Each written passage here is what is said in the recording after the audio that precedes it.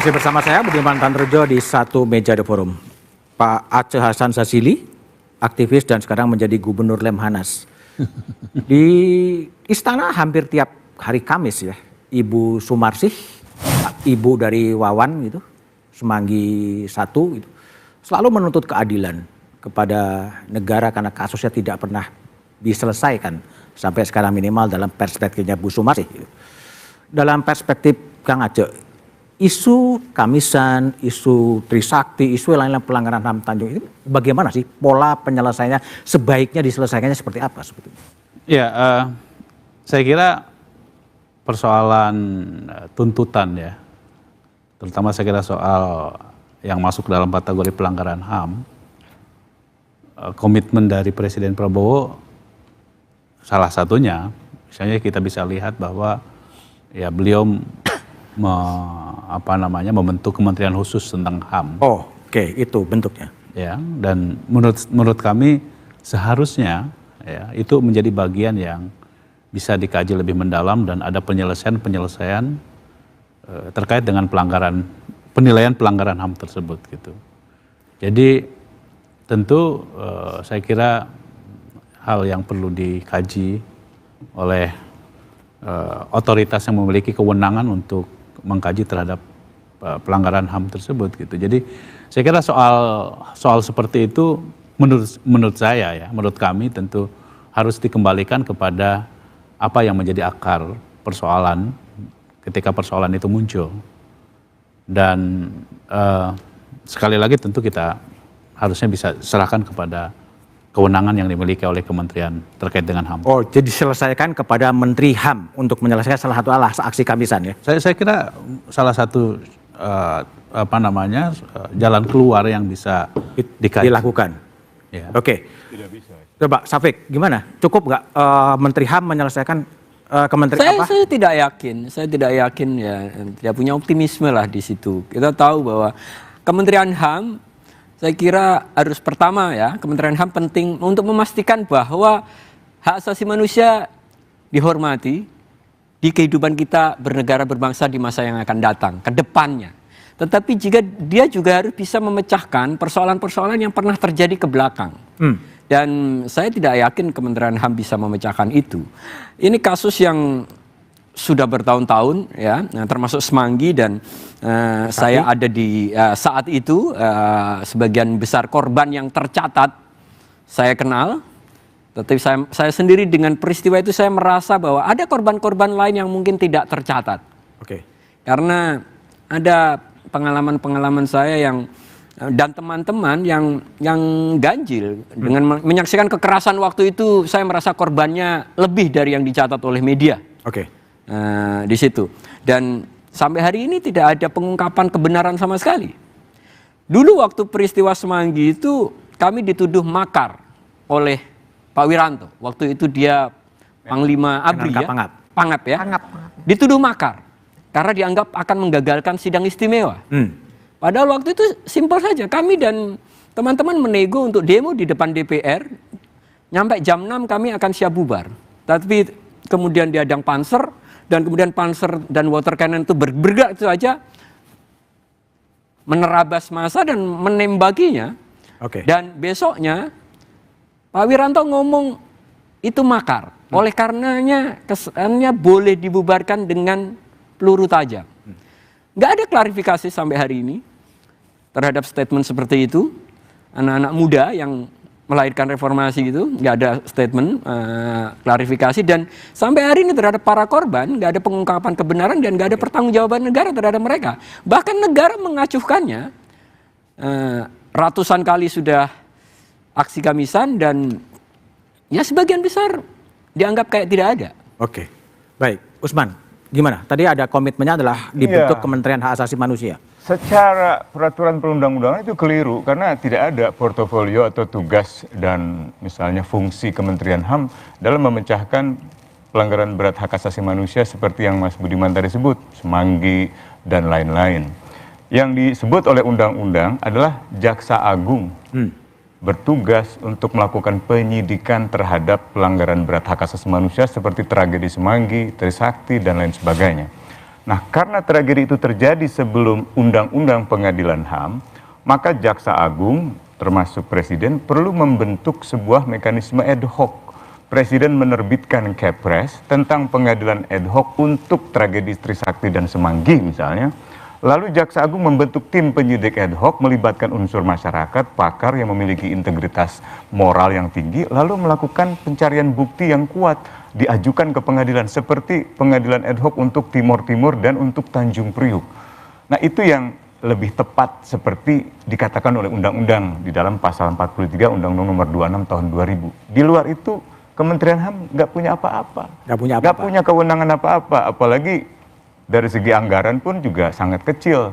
Bahkan Menteri HAM-nya sendiri punya ambisi yang lain, yaitu membuat Universitas HAM, membutuhkan anggaran 20 triliun. Jadi jawaban Bung Aja dengan segala hormat saya kira tidak tepat kalau menempatkan penyelesaian pelanggaran berat HAM ini pada Kementerian HAM. Oke, baik. Gitu. Bivitri, gimana Anda melihat ini isu lama ya? Kalau Sumarsi kan 18 tahun dia tiap Kamis berdiri dan nggak pernah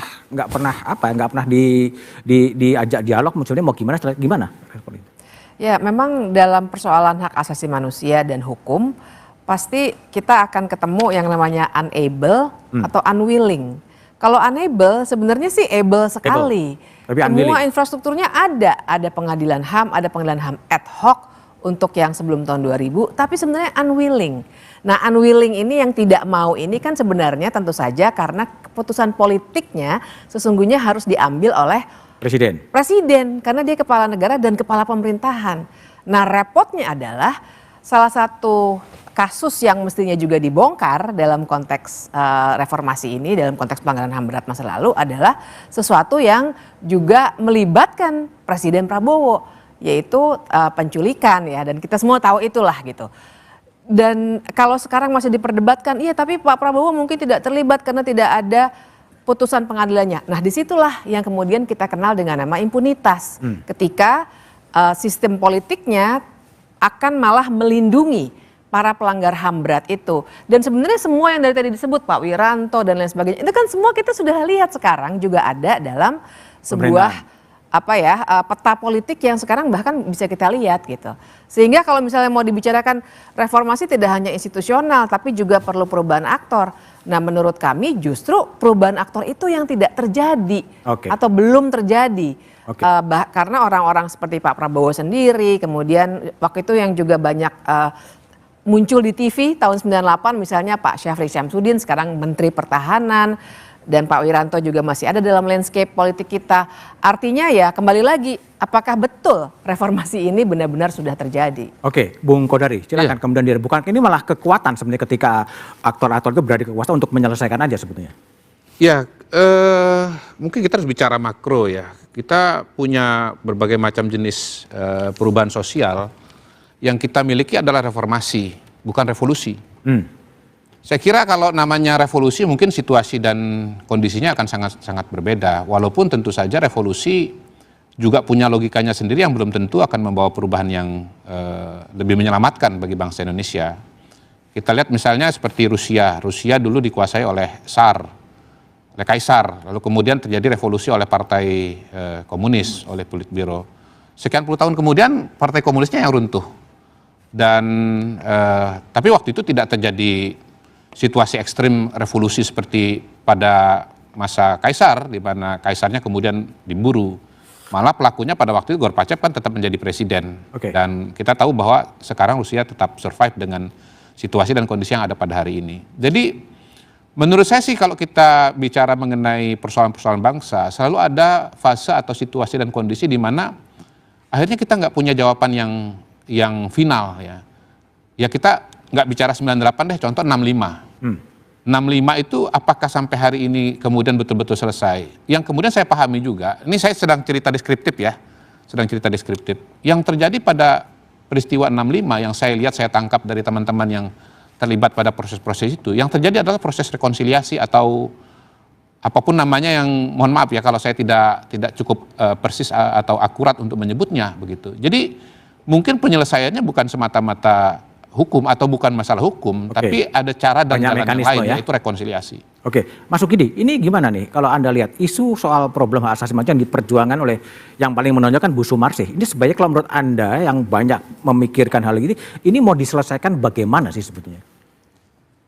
Saya kira kita dihadapkan pada dua pilihan. Antara berpihak pada kekuasaan yang tidak punya kehendak politik untuk menyelesaikan masalah, atau kita melakukan keberpihakan kemanusiaan pada korban, kaum lemah. Pada situasi di mana pilihan itu dibentangkan kepada kita, saya tidak ada pilihan lain kecuali membersamai mereka yang lemah, yang menjadi korban dari kemanusiaan. Kebersamaan itulah yang ditunjukkan dengan cukup apik oleh Bapak Kardinal Suharyo dengan mengunjungi Ibu Sumarsih di rumah beliau untuk memberikan satu semangat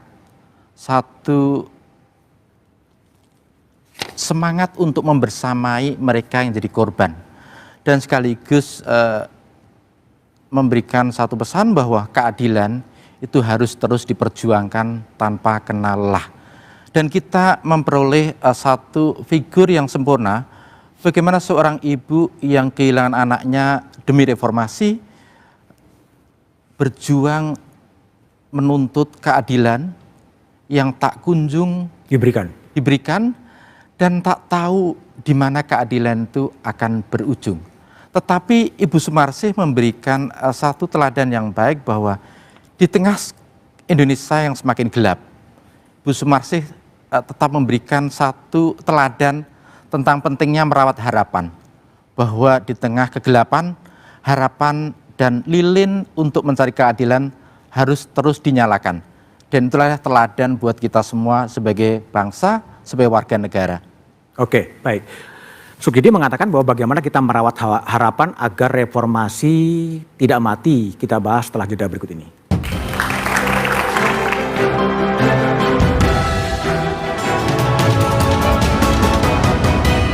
Polisi dan Bea Cukai ungkap penyelundupan rokok elektrik mengandung obat bius. Pengungkapan seret seorang publik figur yang diduga jadi dalang penyelundupan. Dia adalah orang yang berkomunikasi dengan bandar, merupakan kategori obat keras ataupun bahasa sederhananya adalah obat bius. Ini adalah obat jelas kemasannya, obat golongan G.